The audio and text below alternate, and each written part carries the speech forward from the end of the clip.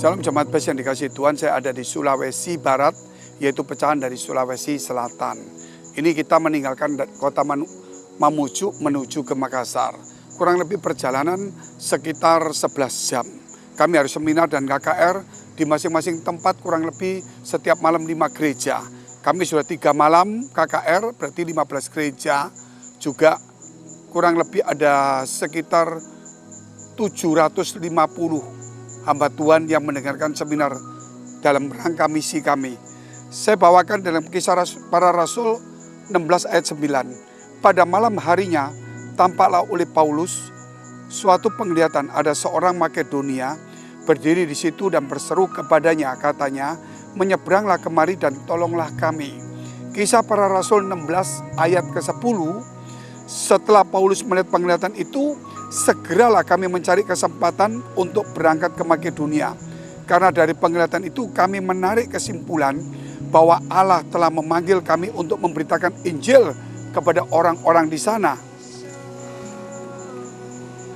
11. Lalu kami bertolak dari Troas dan langsung berlayar ke Samotrake, dan keesokan harinya tibalah kami di Neapolis, dan mereka langsung menyikapinya pergi ke Makedonia melalui satu penglihatan pada malam hari.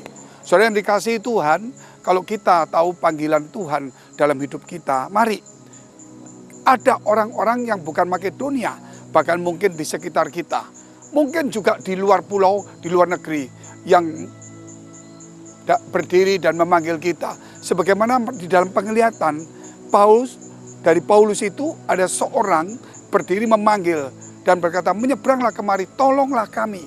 Dari situ Paulus menangkap Tuhan telah memerintahkan mereka untuk pergi memberitakan Injil.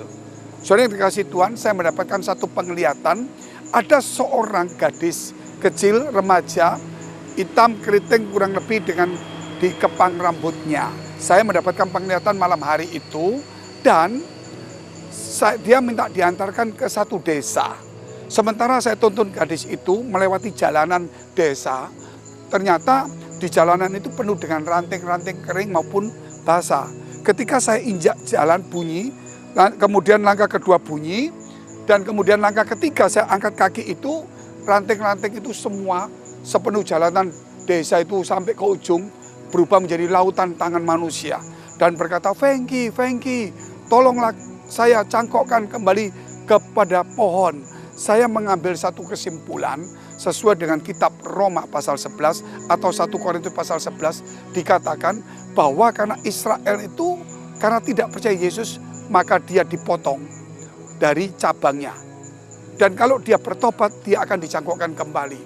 Maka saudara dikasihi Tuhan, mari di dalam rangka misi ini pasti ada sesuatu gerakan yang luar biasa. Orang-orang yang jauh murtad, orang yang tidak ada pengharapan, saya yakin orang yang sudah dibuang Tuhan, orang yang tidak kenal Tuhan akan dicangkokkan kembali. Kalau kita mau misi, ini panggilan untuk gereja Bes, panggilan untuk saya, panggilan untuk saudara. Responi ini seperti Paulus meresponi penglihatan di malam hari. Mari kita juga meresponinya. Dan saya tahu saudara, oleh sebab itu sampai hari ini kami misi di seluruh Indonesia, hampir seluruh Indonesia, kurang lebih sudah 18.000 hamba Tuhan mendengarkan seminar yang kami bawakan. 90% mereka dilawat dan menangis. Dan ada ratusan desa yang sudah kita lewati dan kita layani. Saudara, inilah misi Gereja Bes, the spirit of mission. Mari kita ambil tindakan ini. Sampai jumpa. Tuhan Yesus memberkati.